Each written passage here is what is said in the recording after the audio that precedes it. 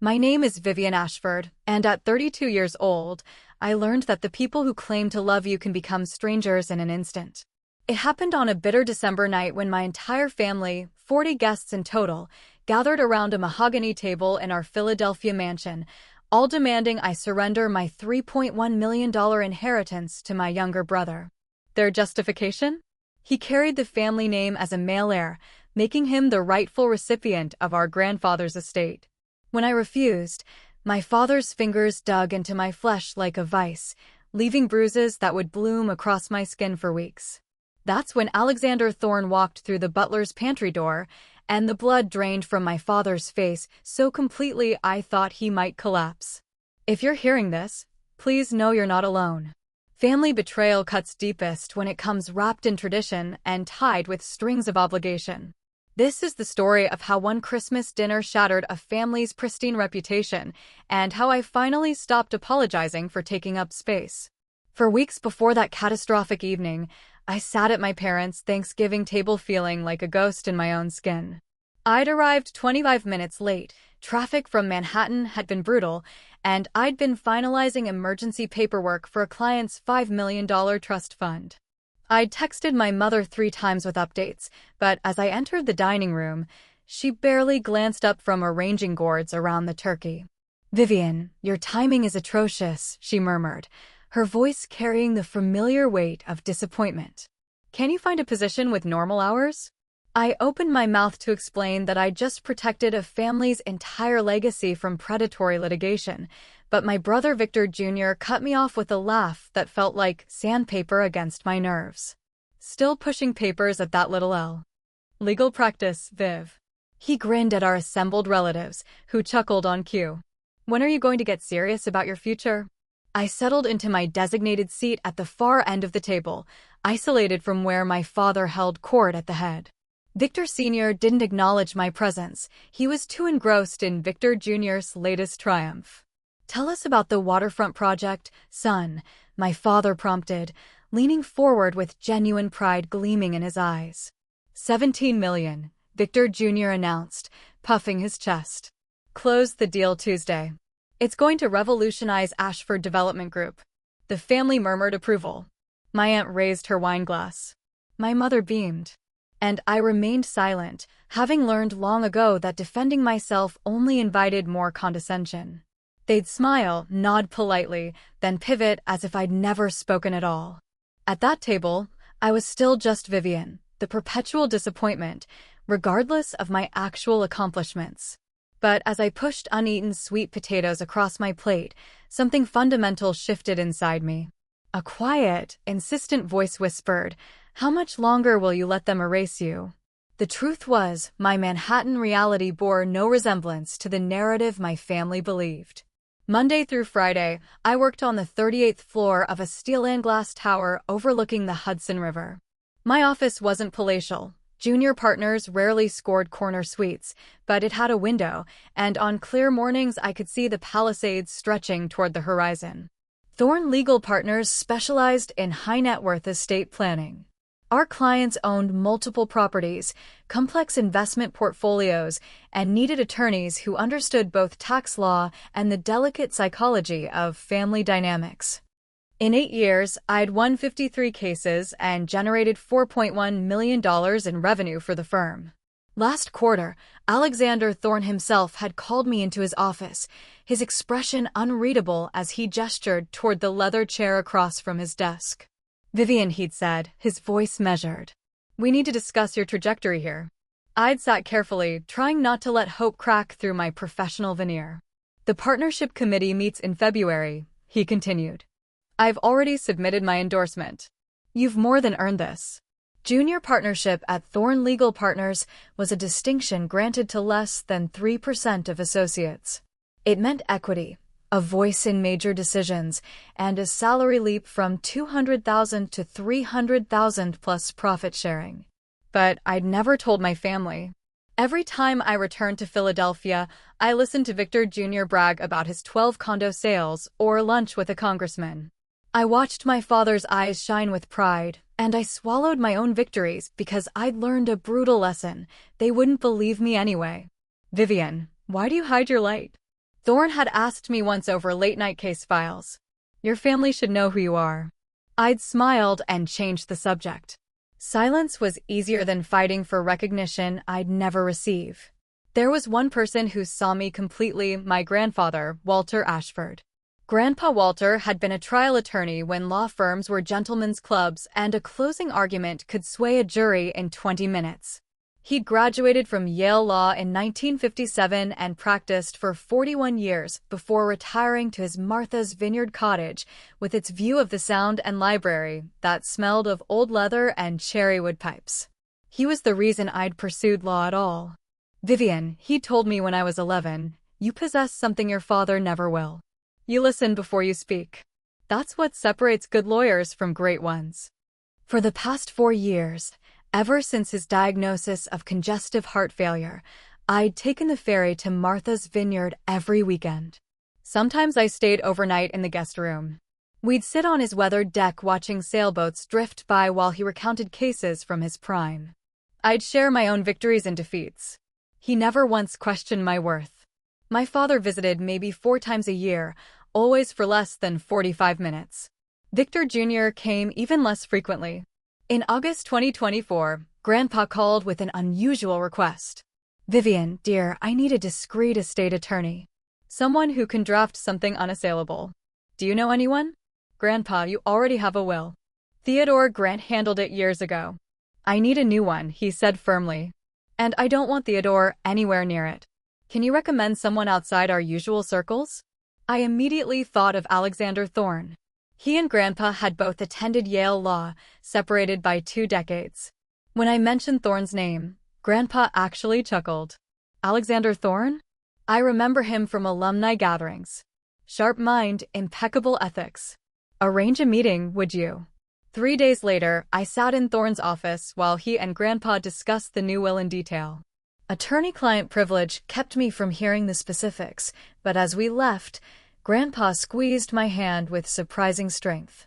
They don't see you, Viv, he said quietly. But I do. And soon, everyone else will too. I didn't understand his meaning. Not then. Walter Ashford died on November 12th, passing peacefully in his sleep with a view of the Sound outside his window. I'd taken the ferry Friday night after his hospice nurse called to say the end was near. I held his hand through the night, reading passages from his favorite Hemingway novels until his breathing slowed and stilled at dawn. My family arrived 3 hours later. Victor Sr. walked in, glanced at Grandpa's peaceful face, and immediately began making calls about funeral arrangements. Victor Jr. hovered near the door, scrolling through his phone. My mother cried quietly but didn't stay long. She had a charity auction that afternoon. The funeral was held November 16th at Christ Church in Philadelphia. 250 people attended. Grandpa had been revered in legal circles, beloved by neighbors, and quietly generous with local charities. My father delivered a eulogy that brought several people to tears. My father was the finest man I've ever known, he said, his voice breaking perfectly. He taught me everything about honor, family, and preserving what matters. I'll carry his wisdom always. I stood in the back, listening to him praise a man he'd barely visited, and felt something crystallize in my chest.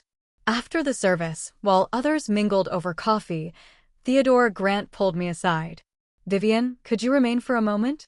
There's a matter regarding your grandfather's estate we must discuss. Of course, I said. Grant's expression was strained, not grief, but discomfort. The will reading is scheduled for Tuesday at my office, he said. Walter left specific instructions. I believe your family will be surprised. A chill ran down my spine. What kind of instructions? Grant simply shook his head. Tuesday at 10. Don't be late. On Tuesday, November 19th, my entire family assembled in Grant's wood-paneled Philadelphia office. The room smelled of aged paper and mahogany polish. Grant sat behind his desk with a leather portfolio before him. My father took the chair directly opposite, naturally assuming authority. My mother sat beside him, dabbing her eyes. Victor Jr. slumped in his chair, checking his watch. I chose the seat farthest from them all. Grant cleared his throat. Thank you for coming. Walter's will is explicit and properly witnessed by 2 attorneys, including Alexander Thorne from Thorne Legal Partners in Manhattan. This document is legally binding and reflects Walter's final wishes. My father nodded impatiently. Yes, yes, let's proceed. Grant opened the portfolio and began. Most of it was standard, charitable bequests, personal items to friends. Then he reached the major assets. To my grandson, Victor Ashford Jr., I bequeath a trust fund of $1.2 million, managed by Philadelphia Trust Company under trustee Margaret Chin. Annual distributions not to exceed $65,000, principal protected from creditors and poor investment decisions. Victor Jr. sat up straight. A restricted trust? Why can't I access the full amount? Grant ignored him and continued. To my granddaughter, Vivian Marie Ashford, I leave my residence at 47 Harborview Lane, Martha's Vineyard, Massachusetts, including all contents, personal effects, and family heirlooms. The property is valued at $3.1 million. The room went silent. I sat frozen, unable to process the words. Grandpa's cottage, the cedar shake home with the wraparound porch and the sound view, was mine. What? My father's voice cracked like a whip. That's preposterous. Grant raised a hand. Victor, please. Walter included a personal statement explaining his decision. He adjusted his glasses and continued reading Grandpa's words. Vivian has been the sole family member who gave me her time, her affection, and genuine companionship during my final years. She visited weekly for 4 years, sacrificing her own comfort to ensure I never felt alone. Victor Jr. is a decent young man, but he requires financial structure and discipline. Vivian has earned this inheritance through devotion, and I trust her to honor our family legacy more than anyone else. My father's face mottled purple. He shot up so fast his chair toppled backward. This is madness. Victor Jr. is the male heir. That property belongs to him. The will is ironclad, Victor, Grant said firmly. It was witnessed by 2 attorneys. Walter was of sound mind. He was 89. Obviously, he wasn't thinking clearly. My mother's crying intensified. Victor Jr. looked like he'd been slapped. And I just sat there, stunned, realizing Grandpa had foreseen this exact scenario and tried to shield me from it. The month between Thanksgiving and Christmas became the longest of my existence. It began with phone calls. My mother reached out 48 hours after the will reading. Sweetheart, she said, her voice thin and pleading. Your father hasn't slept. Can you just do what's proper? The estate should remain with the male line. It's tradition. Mom, Grandpa's will was unambiguous. But Victor Jr. needs it more. You have your career. You're independent. Your brother has a family. Mom, I'm keeping what Grandpa left me. She sighed the sigh of a disappointed mother. Please consider it. For the family's sake. Victor Jr. texted incessantly. First jokes. Hey sis, wanna trade? My baseball card collection for a $3 million house, LOL. Then desperation. Seriously, Viv, I'm in a tough spot. You'd be helping me out. I didn't respond. I was beginning to suspect his tough spot was far worse than he admitted. The worst part was my father's silence. No calls, no texts, just a complete freeze-out, as if I'd betrayed him so profoundly I no longer warranted acknowledgement. Instead, 2 weeks before Christmas, Theodore Grant appeared at my Manhattan office. This is highly irregular, I told him as he settled across from my desk. I know. He looked deeply uncomfortable. Your father requested I deliver this. He slid a document across the mahogany surface. The header read, Voluntary Renunciation of Inheritance Rights. He wants me to sign away the cottage, I said flatly. It would simplify matters, Grant offered. The family could heal. Christmas wouldn't be so difficult. I pushed the document back. The will is valid and binding. Tell my father I'm not signing anything. Grant stood, gathering his papers. Vivian, I must warn you. Your father is planning something for Christmas dinner. He's invited a substantial guest list. I believe he intends to pressure you publicly. My stomach dropped. Why are you telling me this? Because I've known you since you were 12, he said quietly. And what he's planning is unconscionable. On December 21st, a formal invitation arrived at my apartment, cream cardstock with gold embossing. The Ashford Family Christmas Gala. December 25th, 7 p.m. black tie optional. I studied it for an hour. We'd never had a black tie Christmas. Usually it was immediate family, pajamas by 9, mom's famous sticky buns the next morning. This was different. This was theater. I called my best friend and colleague, Maya Chen. She arrived within the hour, took one look at the invitation, and said, "Don't go. It's a trap. If I don't show, they'll brand me the villain," I said. "They'll tell everyone I refuse to come because I'm selfish." "Viv, they're setting you up. Your dad invited, 40 people? He's using social pressure as a weapon." "I know." I sank onto my sofa. "But if I don't face this now, it'll never end." Maya squeezed my shoulder. "Then promise me you won't sign anything. No matter what they say or who's watching." "I promise," I said. "The cottage is mine. Grandpa wanted me to have it." What I didn't know, what I couldn't have known, was that Alexander Thorne had received an invitation too. Grandpa Walter and Thorne had maintained casual contact through alumni networks, and my mother had apparently decided to include Grandpa's colleagues to lend legitimacy to the evening. Thorne later told me he'd nearly declined. He'd planned to spend Christmas with his sister in Connecticut, but something about the timing felt wrong. A will reading followed by a large family gathering barely a month later, his attorney instincts screamed trouble. So he changed his plans, packed a leather satchel with documents I didn't know existed, and drove to Philadelphia. He saved my life that night. Or at least he saved the life I'd spent 8 years building in quiet determination. I arrived at my parents' estate at 6:45 p.m. on Christmas night, 15 minutes early, because I refused to give them ammunition about tardiness. The Ashford mansion occupied the most prestigious block in Rittenhouse Square, 10,000 square feet of Georgian architecture with limestone facades and gas lanterns flanking the entrance. My father had purchased it 22 years ago when Ashford Development Group took off, and he treated it like a museum of his own achievement. Tonight, every window blazed. A valet service parked luxury sedans and SUVs. Through the tall windows, I could see women in designer gowns and men in tuxedos clutching crystal champagne flutes. This wasn't family dinner. This was a performance. My stomach knotted as I climbed the steps. I wore a simple navy dress, elegant but understated, nothing like the couture I glimpsed inside. The moment I crossed the threshold, I understood my father's choreography. The foyer was packed with people I recognized. CEOs who partnered with Ashford Development, board members from the Philadelphia Country Club, society wives from my mother's charity circuit, even a state senator. At least 40 guests, all dressed for the opera. This was my father's world.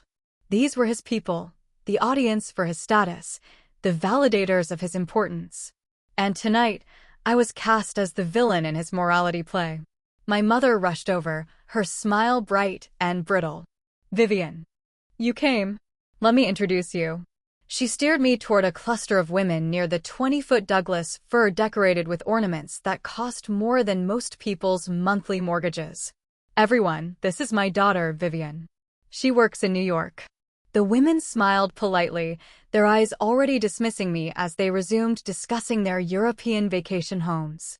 I felt submerged underwater, sound muffled, breathing labored. This was worse than I'd imagined. Dinner began at 7:30.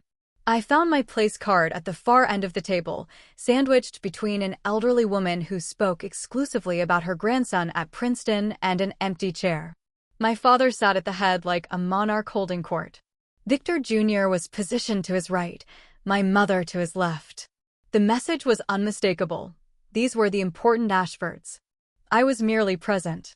"Victor, tell everyone about the waterfront development," my father said, his voice carrying effortlessly across the room. Victor Jr. launched into a story about his $17 million deal. People nodded appreciatively. Someone asked intelligent follow-up questions. My brother basked in the attention. Then Gerald Ashford, a silver-haired business partner, turned to me. "And you, Vivian, what is it you do?" Before I could answer, Victor Jr. cut in. "Oh, Vivian does some filing in New York. Administrative work, that sort of thing." "I'm an attorney," I said quietly. "How lovely," Gerald's wife responded in the tone reserved for children. "Are you a paralegal?" "I'm a senior associate specializing in estate planning." But Gerald had already turned back to Victor Jr., asking about another deal. My correction dissolved into the ambient noise of clinking silverware and polite conversation. I noticed then that Alexander Thorne was seated at a side table near the kitchen entrance, not close enough for the main conversation, but perfectly positioned to hear everything. Our eyes met briefly, and he gave a small nod. I didn't understand why Thorne was here, but his presence made me fractionally less alone. Across the table, Victor Jr. was describing his latest business trip to Miami. The penthouse had 3 terraces, he said, gesturing expansively. The client insisted on celebrating the closing there. Can you imagine? My father beamed. That's my son. He knows how to close. I stared at my untouched plate and felt invisible. At 8:30, my father stood and raised his wineglass. The table fell silent. I want to thank everyone for joining us tonight, he began, his voice warm and practiced. Christmas is about family, tradition, and honoring those who came before us. My father, Walter Ashford, believed deeply in legacy. He understood that certain values must pass through generations. People nodded solemnly. My mother dabbed her eyes. Walter would have wanted this family united, my father continued. He would have wanted his legacy preserved as it was meant to be, through the proper heirs, following traditions that have guided the Ashford name for generations. I felt every eye in the room shift toward me. The subtext was clear. I was the obstacle to unity, to tradition, to rightful inheritance. To family, my father said, raising his glass higher. To family, the guests echoed, clinking crystal. I didn't raise mine. Victor Jr. leaned forward, addressing the table at large. You know, Grandpa Walter loved tradition. He understood that some things, like family estates, should remain with the male line. It's about preserving legacy for future generations. A guest I didn't recognize nodded. Of course. That's how families maintain their strength. My mother spoke up, her voice trembling. Walter would have wanted us together. He wouldn't have wanted conflict. Another woman, one of my mother's charity board members, turned to Victor Jr. sympathetically. You must be inheriting the Martha's Vineyard property, Victor. I've heard it's stunning. Well, Victor Jr. said carefully, there's been a misunderstanding, but we're resolving it tonight as a family. The woman looked confused. Then her eyes found me. Understanding dawned, followed by something that looked like judgment. I set my fork down carefully, my hands trembling. There's no misunderstanding, I said, my voice cutting through the chatter. The will is explicit. Vivian, my mother said quickly, let's not discuss this now. Why not? I met Victor Jr.'s eyes across the table. You brought it up. The room went silent. 40 pairs of eyes turned to me, and I felt their weight before anyone spoke. I need to pause here. If you've ever experienced your family trying to gaslight you in front of an audience, you know the particular nausea of that moment, the way your stomach drops, how your vision narrows. Leave a comment if this resonates. And if this story is helping you feel seen, please subscribe. Your support means everything. Now, let me tell you what happened when my father made his demand. My father stood again, this time without the benevolent host's smile. His expression was grave. Since Vivian has forced the issue, he said, I suppose we should address it. He gestured to Theodore Grant, who'd been sitting quietly near the fireplace. Grant approached the table carrying a leather document folio. Tonight, my father announced, we're correcting an unfortunate error in my father's will. My chest tightened. This was the trap. Walter was 89 when he drafted his final will, my father continued. While we loved him, age affects judgment. He made a decision that violates everything our family stands for. Grant placed the folio on the table in front of me. I didn't touch it. The Ashford estate has always passed to the eldest male heir, my father said, his voice taking on the tone he used in boardrooms, calm, reasonable, absolute. It's been that way for 5 generations. This isn't prejudice. It's preservation. Several guests nodded. I heard murmurs of agreement. Vivian, my father said, turning his full attention to me, I know you love your brother. I know you want what's best for this family. Tonight, you'll sign this document transferring the Martha's Vineyard property to Victor Jr., where it belongs. No, I said. My voice came out steadier than I expected. We discussed this, Dad. I'm not signing. Don't be difficult. His tone hardened. Everyone here understands this is the right thing. I looked around. Some nodded. Others looked uncomfortable but silent. No one would defend me. The will is legally binding, I said. Grandpa was examined by physicians. He was completely lucid. He made his choice. His choice was wrong, Victor Jr. burst out, standing. His face was flushed. Come on, Vivian. Don't be selfish. I need that house. I have a wife and children. What do you have? Just a job. The words hit like a physical blow. Just a job. As if my career meant nothing. As if 8 years of 80-hour weeks and hard-won victories counted less than his existence as a male Ashford. This isn't about need, I said. It's about respect. Grandpa respected me enough to leave me something meaningful. I'm honoring his wishes. My father's expression turned glacial. You're embarrassing yourself, Vivian. Everyone here knows what you should do. Don't make this harder. My mother began crying, not dramatic sobs, but quiet tears tracking through her foundation. Vivian, please, she whispered. Your father has worked so hard to build our reputation. Can't you think of him? Of all of us. The guilt hit hard and familiar. I'd spent my life trying not to make waves, to be the daughter who didn't cause problems. I am thinking of family, I said. Grandpa was family too. Walter made a mistake, my father said flatly. He was old. He wasn't thinking clearly. An aunt, my father's sister Patricia, spoke from mid-table. Vivian, in our family, we honor the men. That's how we were raised. That's how society functions. Women don't inherit primary estates. A few people nodded. I felt humiliation and rage flood my face. Victor Jr. tried another tactic. Look, Viv, I'm not trying to be cruel, but let's be realistic. You're 32 and unmarried. You have a little job in New York. I have actual responsibilities, a wife, 2 kids, a mortgage. Dad's preparing me to lead Ashford development. I need assets. I need that house. A little job, I repeated, my voice dangerous now. But Victor Jr. was on a roll. I'm not saying your career isn't nice, but come on. You're doing paperwork. I'm running million-dollar deals.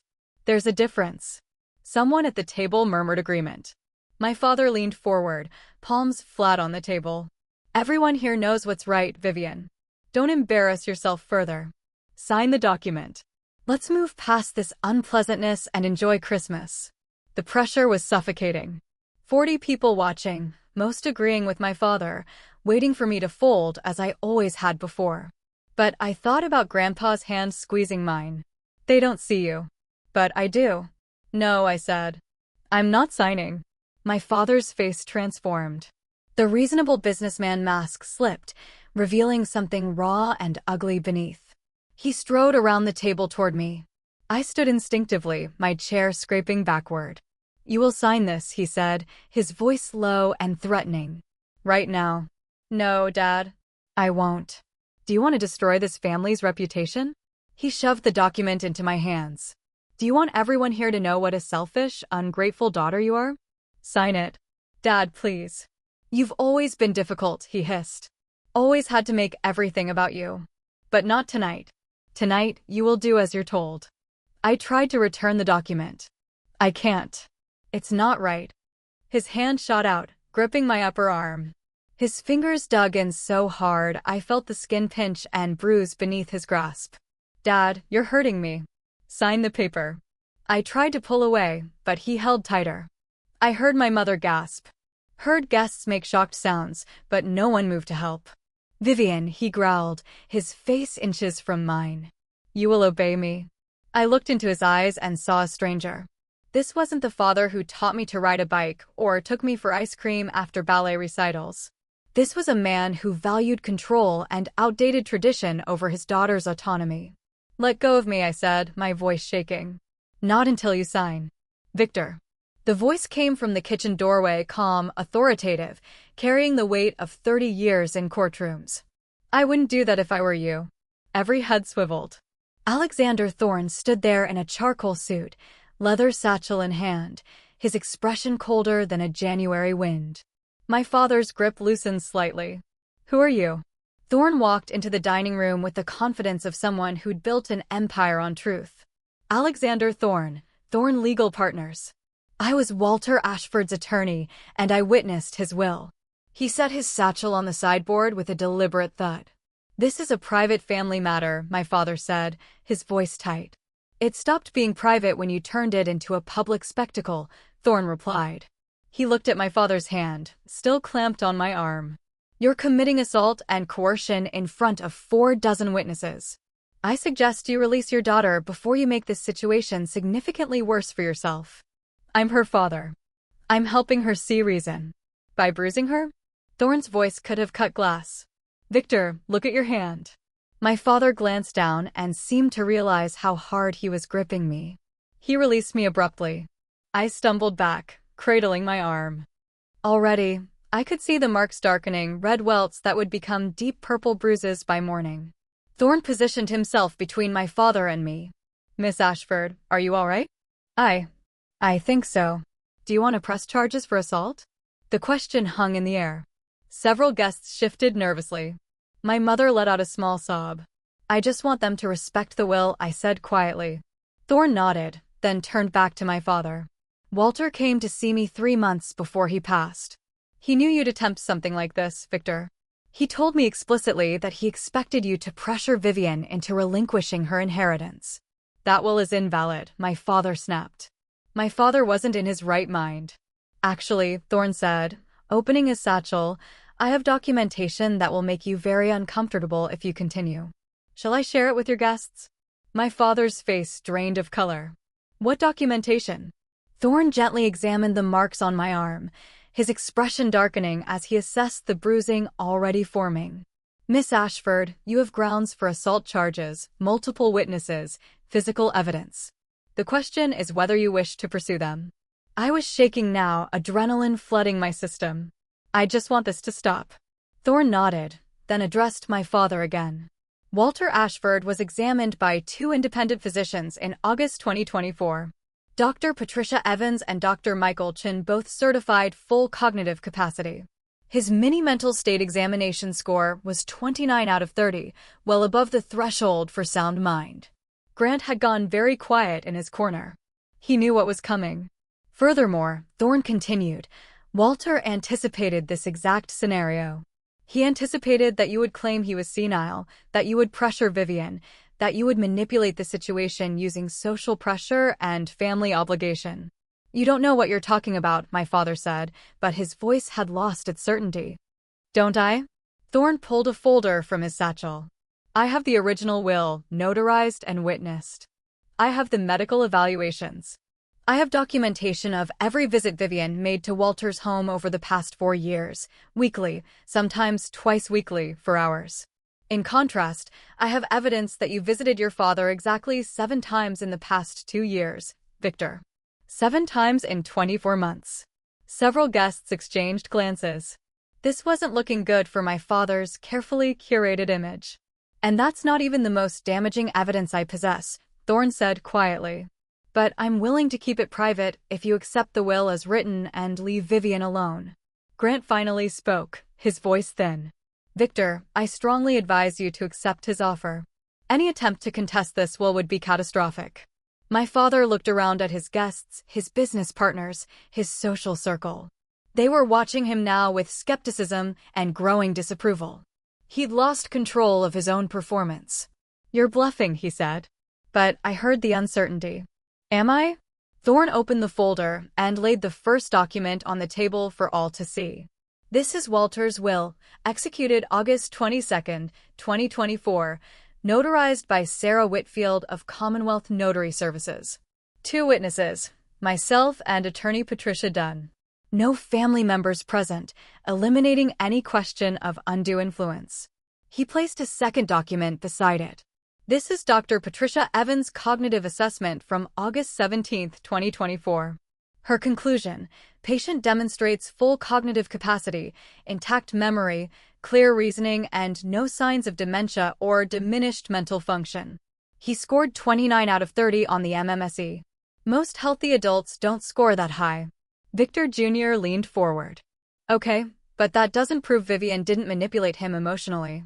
Interesting theory, Thorne said. Let's examine it. Vivian, How many times did you visit your grandfather in his final 4 years? Every weekend, I said quietly. Sometimes I'd stay overnight. Thorne pulled out a small notebook. I have Walter's visitor logs. He recorded every guest meticulously. In the 4 years between November 2020 and November 2024, Vivian visited 163 times. Victor Sr., you visited 7 times. Victor Jr., you visited 5 times, and 4 of those were holidays when you stayed less than an hour. The silence was deafening.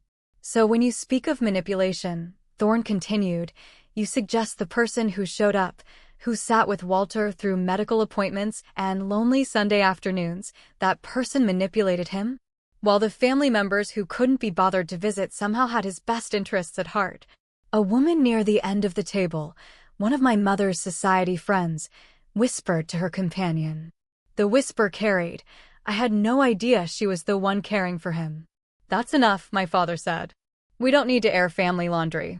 You made it public when you invited 40 people to witness your coercion, Thorne interrupted. But if you insist, we can stop now. Accept the will as written, apologize to your daughter, and we can all go home. My father's jaw clenched. I won't let my father's estate be stolen by. Then I suppose I have no choice. Thorne pulled out a small recording device.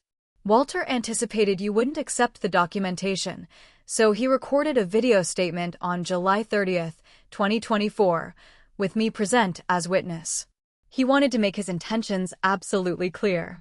My mother made a sound of distress. Victor, shall I play it? Go ahead, my father said coldly. Thorne pressed play. Grandpa's voice filled the room, strong, clear, unmistakably lucid. My name is Walter Charles Ashford. I'm 89 years old, of sound mind and body, though my heart is failing. I'm making this recording to clarify my testamentary wishes in case, but more likely when my son Victor attempts to override them. Several guests looked shocked. This wasn't the rambling of a confused old man. Victor, if you're hearing this, you've done exactly what I feared. You've tried to bully Vivian into giving up what I left her. Let me be perfectly clear, I left her the Martha's Vineyard house because she earned it. Not with money. With time, with presence, with love. My eyes burned. Victor Jr. is a good boy, but he's financially reckless. I've left him a managed trust because I know he'd squander anything he could access freely. Vivian has proven herself responsible, ethical, and devoted. The house goes to her because I trust her with my legacy more than anyone else. The recording paused. Then Grandpa continued, his voice harder. Victor, you visited me 7 times in 4 years. You were too busy building your empire, too busy being important. But Vivian came every weekend. She read to me. She held my hand when I was scared. She chose to be there, not because she wanted my money, she has her own successful career, but because she loved me. I wish I could tell you my father apologized then. But we're not finished. If you've ever had a moment where the truth finally emerged and people had to face what they'd done, drop a fire emoji in the comments. And please, share this with someone who needs to hear it. Now, let me tell you about the revelation that changed everything. The recording ended. Grandpa's voice vanished, leaving only silence and my mother's quiet sobbing. My father stood frozen, his face ashen. This doesn't change anything, he finally managed. Vivian is nobody. A secretary with delusions. Nobody? Thorne's voice cut like a scalpel.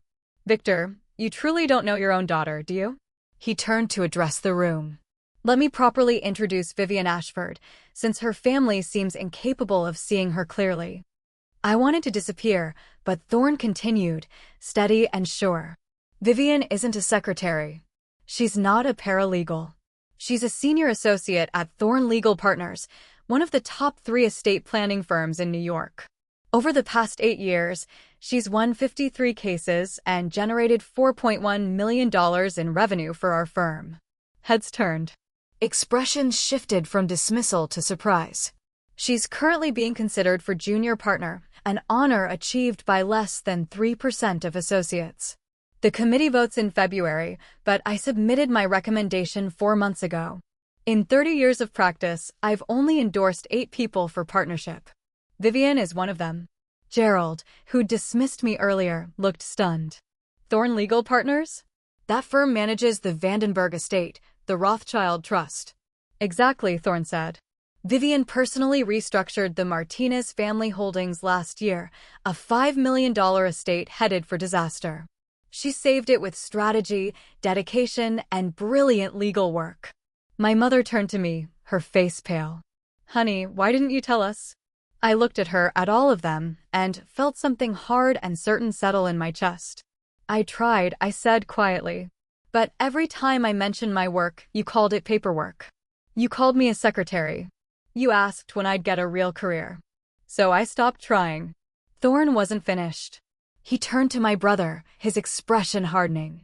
And since we're being honest tonight, Victor Jr., would you like to tell everyone why you really need that $3 million house? My brother's face went white. I don't know what you're talking about. Don't you? Thorn pulled another document from his satchel. As trustee overseeing your $1.2 million inheritance, I have legal access to your financial records. You've been very busy, Victor. Dad, Victor Jr. started. He owes $750,000 to offshore gambling accounts, Thorn said flatly. Online poker, sports betting, cryptocurrency speculation. He planned to sell the Martha's Vineyard property immediately to pay his debts before your father discovered them. My father's head swung toward Victor Jr. What? Dad, I can explain. $750,000? My father's voice rose to a roar. You've been lying about gambling debt? I was going to tell you, I just needed to figure it out first. Walter knew, Thorn said. That's why he left you a managed trust instead of liquid assets. He knew you'd burn through it in months. He was trying to protect you from yourself. Several guests were standing now, edging toward the door. A scandal was one thing. Financial recklessness and addiction were something else entirely in Philadelphia's elite circles. I'm sorry, Victor Jr. said desperately. I have a problem. I need help. But the damage was done. My father sank into his chair, his carefully orchestrated Christmas spectacle collapsing around him. Gerald and two other business partners put on their overcoats. A woman from my mother's charity circle whispered urgently to her companion. The Ashford family's perfect image was shattering in real time, and everyone was watching. Within 20 minutes, the dining room had emptied.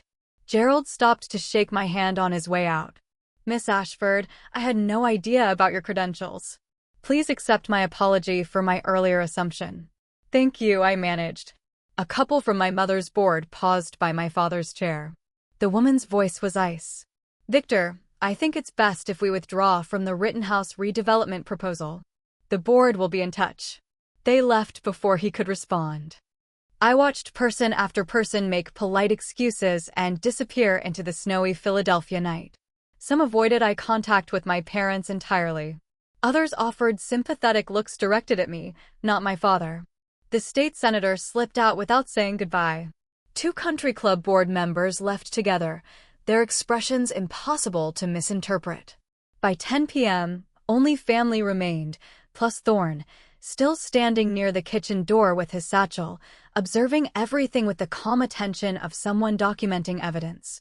My father sat at the head of the empty table, staring at nothing. My mother cried quietly into her napkin. Victor Jr. had disappeared upstairs. The dining room, so full of light and champagne and forced merriment just hours before, felt cavernous and cold. Theodore Grant approached me cautiously. Miss Ashford, I owe you an apology. I should never have brought that renunciation document to your office. What your father asked was unethical. Thank you, I said. My voice sounded distant, like I was underwater. The will stands as written, Grant continued. And if you want my advice, photograph those bruises. Document everything. I looked down at my arm. The marks where my father had grabbed me were already darkening to purple. After Grant left, my father finally looked at me. Vivian. His voice was rough, unfamiliar. I didn't know you were so accomplished. You never asked, I cut him off. Or didn't care enough to find out. He flinched. I thought you needed guidance. I was trying to protect our legacy. By grabbing me hard enough to leave bruises?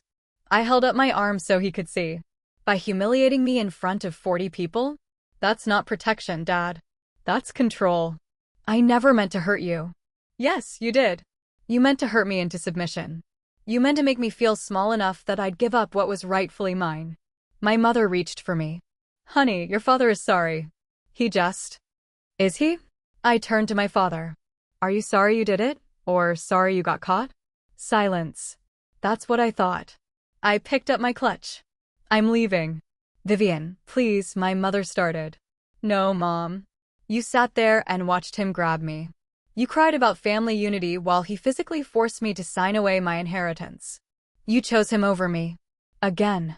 My mother's face crumpled, but I couldn't comfort her. Not tonight. I turned to Victor Jr., who'd crept back downstairs. And you? You were willing to let me give up $3 million to cover your gambling debts. You couldn't even be honest about why you needed it. I'm sorry, Viv, he said. And at least he sounded genuine. I'm so sorry. I was desperate. You should have asked for help, I said, not tried to steal from me. I walked toward the door where Thorne was waiting. My father called after me. What do you want from us? I turned back. I want you to respect me. And until you can do that, I want you to leave me alone. Thorne drove me back to Manhattan. I sat in the passenger seat of his BMW, watching Philadelphia's lights fade, my body shaking with delayed shock. Are you all right? He asked after 15 minutes of silence. I don't know. I looked at my trembling hands. I just watched my entire family implode on Christmas. You watched them reveal who they've always been, Thorne corrected gently. You just finally saw it clearly. Did you know? I asked. When Grandpa came to you in August, did you know he was protecting me from this? Thorne was quiet. Walter told me he expected your father to challenge the will. He said Victor had never been able to see past tradition to see his own daughter.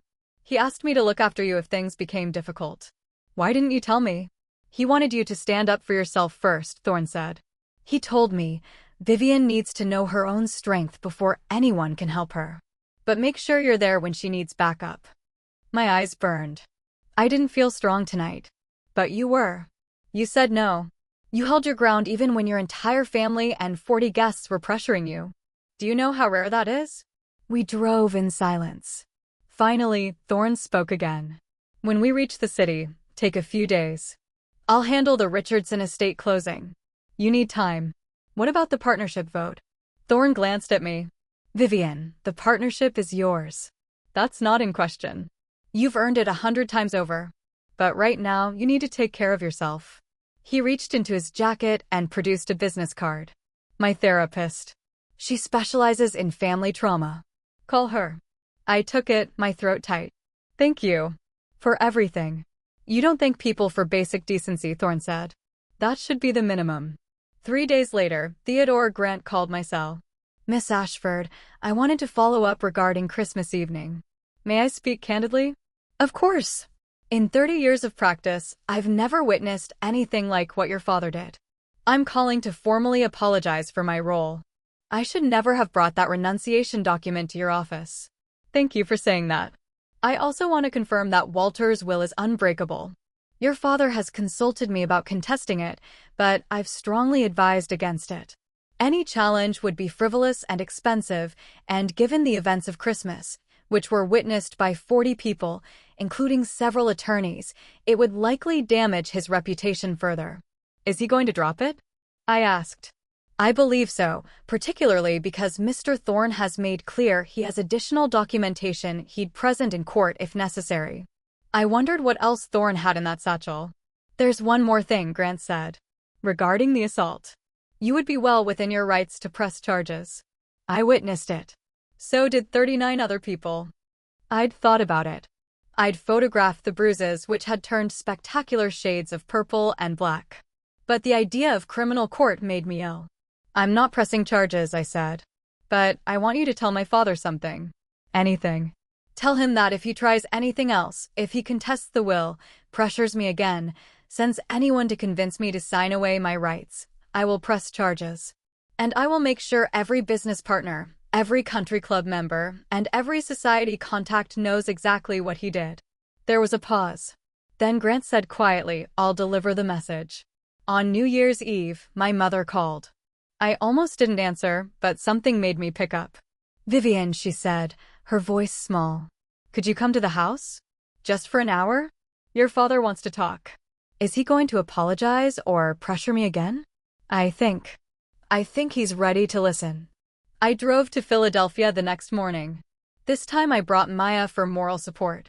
She waited in the car while I went inside. The house felt different without the party lights and champagne. Just a family home, quiet and cold. My father sat in his study, looking older than I'd ever seen him.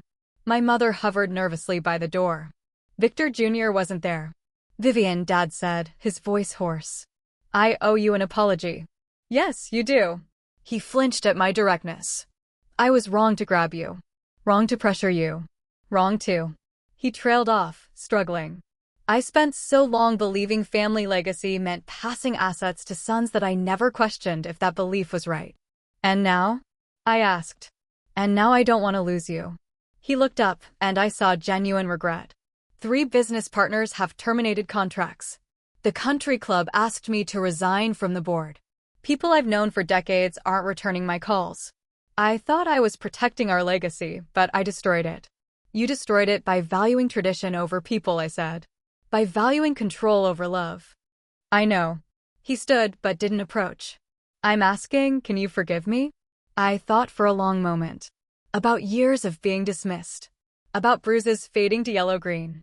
About watching him perform for guests while treating his daughter like property. I'm keeping the house, I said. I'm keeping everything Grandpa left me. That's not negotiable. I understand. And I need space. Real space. No calls demanding I come home. No guilt trips about family obligations. If we're going to rebuild anything, it has to be on my terms. My father nodded slowly. What are your terms? I'll think about it, I said. When I'm ready, I'll let you know. Until then, respect my boundaries. I turned to leave, then paused. I wanted your approval my whole life, Dad. But I don't need it anymore. I know my worth. I finally see what Grandpa saw, and that's enough. Maya and I drove back to Manhattan in comfortable silence. She knew me well enough not to push.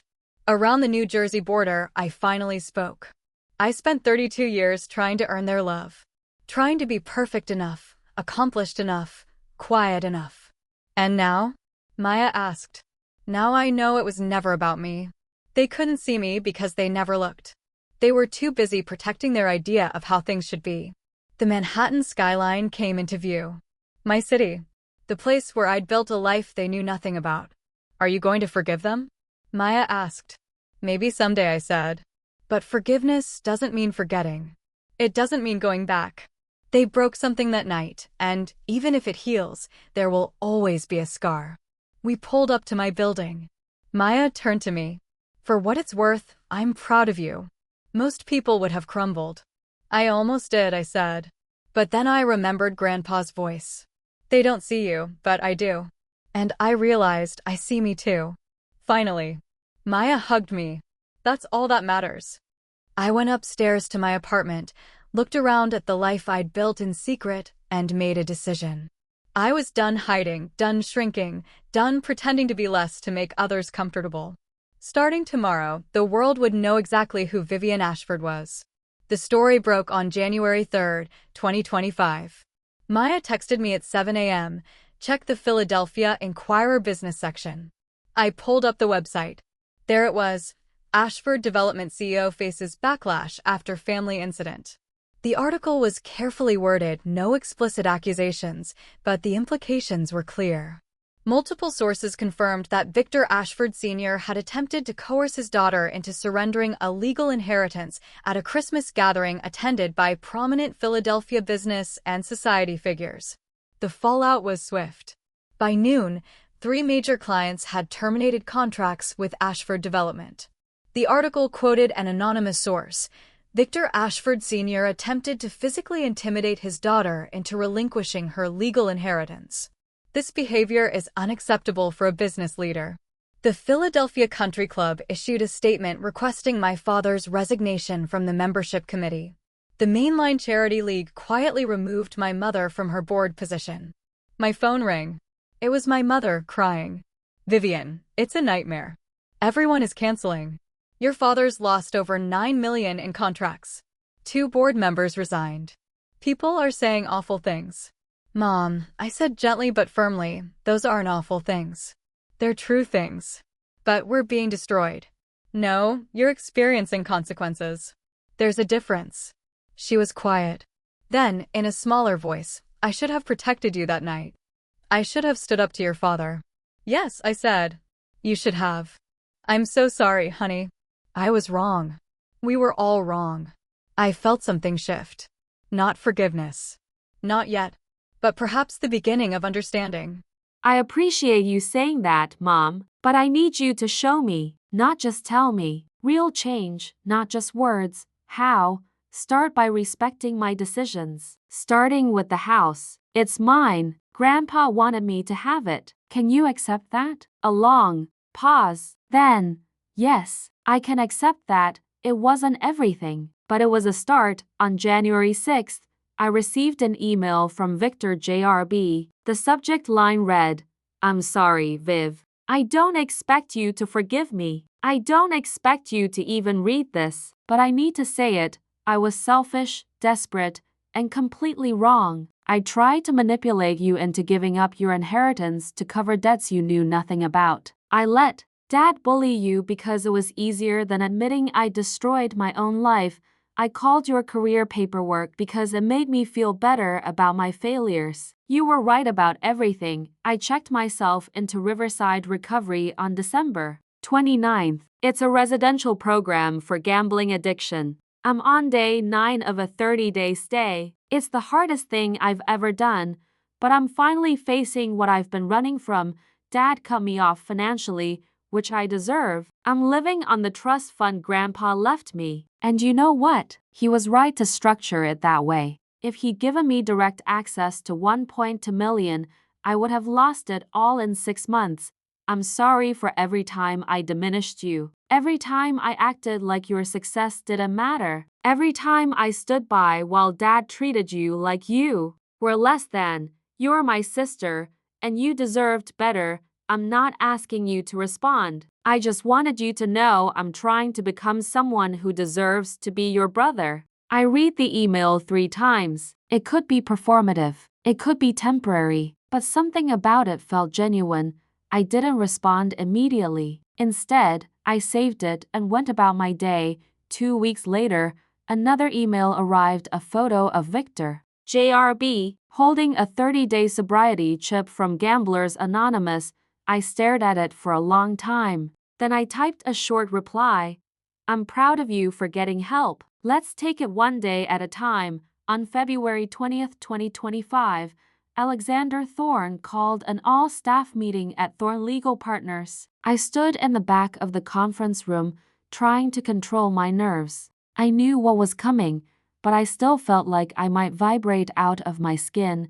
Thorne stood at the front, commanding attention without effort. Thank you all for gathering. This firm was built on 3 principles: excellence, integrity, and dedication to our clients. Today, I'm pleased to announce that someone who embodies all 3 is joining our partnership. He looked directly at me. Vivian Ashford, could you come up here? The room erupted. Maya was crying. Even the paralegals were applauding. I walked to the front, my legs feeling disconnected from my body. Vivian has spent 8 years at this firm, Thorne said. She's won 53 cases, generated $4.1 million in revenue, and earned the respect of every attorney she's worked with. More importantly, she's shown unwavering integrity even when facing tremendous personal pressure. He didn't mention Christmas directly, but several people who'd heard the story nodded knowingly. It's my honor to announce that effective immediately, Vivian Ashford is a junior partner at Thorne Legal Partners. More applause. Maya rushed over to hug me. Other attorneys shook my hand, offered congratulations. Thorne pulled me aside as the celebration continued. Your office is on the 41st floor now. Corner view. You've earned it. Thank you, I said, my voice thick. For everything. For believing in me. For showing up at Christmas when stop, Thorne said gently. You don't thank people for basic decency. Now go celebrate. Take the afternoon off. That's an order from your partner. I laughed, feeling lighter than I had in months. that evening, my mother called. I saw the announcement on the firm's website, Vivian. I'm so proud of you, and this time, I believed her. In March, I finally took the ferry to Martha's Vineyard. I'd been avoiding it, the memories, the weight of everything that had happened. But spring was coming, and I needed to face it. 47 Harborview Lane looked exactly as I remembered. The cedar shingles were silvered from salt air, but the wraparound porch was still solid, and the view of the Sound was breathtaking. I used the key the estate attorney had provided and stepped inside. The house smelled like Grandpa's old books, cherrywood pipes, and the faint scent of the sea. Everything was as he'd left it. His reading glasses on the side table, a half-finished crossword on the kitchen counter, the rocking chair where he'd sat every morning to watch the sunrise. I walked through the room slowly, touching things: the law books in his study, the photo albums in the living room, the collection of sea glass on the windowsill that we'd gathered together during low tides. In his bedroom, I found a framed photo I'd never seen before. Grandpa and me at my law school graduation. I was wearing my cap and gown, grinning. He was looking at me with such obvious pride it made my chest ache. Underneath was an envelope with my name on it. I opened it with shaking hands. My dearest Viv, if you're reading this, everything went as I expected. Victor tried to take the house from you. I'm sorry you had to endure that, but I knew you were strong enough. This house is yours because you earned it with love, not obligation. Do whatever you want with it. Keep it, sell it, transform it into something new. The choice is yours, and I trust you completely. Remember, you were never the problem. You were never too much or not enough. You were always exactly who you were meant to be. I love you. I'm proud of you. And I'm so grateful I got to know the remarkable woman you became. Grandpa, I sat in his rocking chair, holding the letter, and cried. Not from sadness, but from the overwhelming relief of being seen, valued, loved for exactly who I was. I decided then I would keep the house. I'd convert one room into a home office, spend weekends here, honor Grandpa's memory by living the life he'd wanted me to have, a life where I never had to shrink again. In May, my father sent me a letter. It arrived in a cream envelope, handwritten, 3 pages of careful script. Vivian, I've been in therapy for 4 months now. Dr. Walsh is helping me understand why I reacted as I did at Christmas, and why I've spent your entire life treating you as less important than your brother. The short answer: I was raised to believe men carry family legacy, and I never questioned it. I never stopped to ask if that belief was right or fair. I just accepted it as truth. The longer answer: I was threatened by your independence. You didn't need me. You built a life I knew nothing about. That terrified me, so I tried to diminish it. I was wrong about everything. I grabbed you. I hurt you. I humiliated you in front of people to force your obedience. There's no excuse. I don't expect you to forgive me, but I want you to know, I see you now. I see how wrong I was and how remarkable you've always been. I'm sorry it took losing everything to open my eyes. If you're willing, I'd like to try again. Slowly, on your terms. Dad, I read the letter 3 times, then called him. Dad, I got your letter. Vivian, his voice cracked. I didn't know if you'd respond. I'm not ready to forgive completely, I said carefully, but I'm willing to try slowly. If you respect my boundaries, I will. I promise. Let's start small, I said. Coffee once a month. No talk about inheritance or business. Just us, getting to know each other as adults. I'd like that. Don't waste it, Dad. I won't. Thank you so much for listening to my story. If you've been in a similar situation, please know you're not wrong for protecting yourself. If this resonated, please like, comment, and subscribe. Your support helps share these stories. Check the description for resources on setting boundaries with toxic family. Now, let me tell you what happened 1 year later.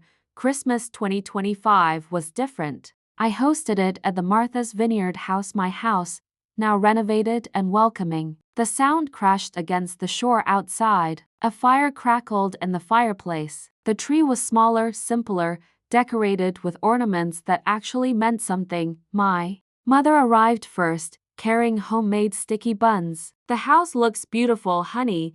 Victor JRB came next with his wife and children. He'd been sober for 11 months and was working an honest job in marketing, nothing glamorous but work he'd earned himself. "Uncle Viv," my niece squealed, running to hug me. My friend Maya arrived with her husband, and my law school friend Marcus brought wine. This was my chosen family, mixed with relatives who'd proven they could change. My father wasn't there. We'd had coffee twice a month for 6 months, slowly rebuilding something resembling a relationship, but holidays were still to waited. "Maybe next year, over dinner." Victor JRB raised his glass. "I want to say something, Viv. A year ago, I was a mess. I blamed everyone for my problems and tried to take something from you that you'd earned. You had every right to cut me out. Instead, you gave me space to get better." "Thank you, you did." "The work," I said. "I just stopped enabling." My mother squeezed my hand. "And I'm learning to do better, to see you for who you are, not who I thought you should be." We toasted to Grandpa Walter, who taught us what real love looks like. It wasn't perfect, but it was honest. And for the first time in my life, I had a family who actually saw me. By the end of 2025, my client list had grown by 45%. I developed a specialization in family inheritance disputes, helping people navigate the toxic dynamics. I'd survived. My reputation spread. Clients sought me specifically because I understood the emotional weight of these cases, not just the legal mechanics. In October, I was invited to speak at the National Estate Planning Conference. My topic: protecting clients from family coercion and undue influence. Standing at that podium, looking out at 300 attorneys, I thought about the girl who used to hide her success to avoid making her family uncomfortable. Inheritance disputes are never just about money, I told the audience. They're about worth, recognition, and who gets to decide your value. Our job is to ensure our clients' autonomy is protected, even from their own families. The presentation received a standing ovation. Thorne found me afterward. "You know what Walter would say if he could see you now?" "What?" "That's my girl." Thorne smiled. "You've become exactly what he knew you'd be. Not despite your family's treatment, but because you finally stopped letting them define you." I looked around the conference hall. My peers, my colleagues, my chosen professional family. I'd built this, all of it, and no one could take it from me. On a quiet Sunday in late December, I stood on the deck of the Martha's Vineyard house, watching the sun set over the Sound. The sky was painted in orange and pink, the waves rolling in steady and sure. I held a framed photo of Grandpa, the one from my law school graduation, and felt his presence in the salt air. "Thank you," I whispered to the ocean, to the sky, to his memory. They say blood is thicker than water, but the full quote is, "The blood of the covenant is thicker than the water of the womb." The family you choose, the people who see you, support you, fight for you, they're the ones who matter. I didn't lose my family that Christmas. I lost the illusion that their approval defined my worth, and in losing that, I found something infinitely more valuable. Myself. I turned, walked back inside the house that love had earned, not tradition had granted, and closed the door gently behind me. I was finally home.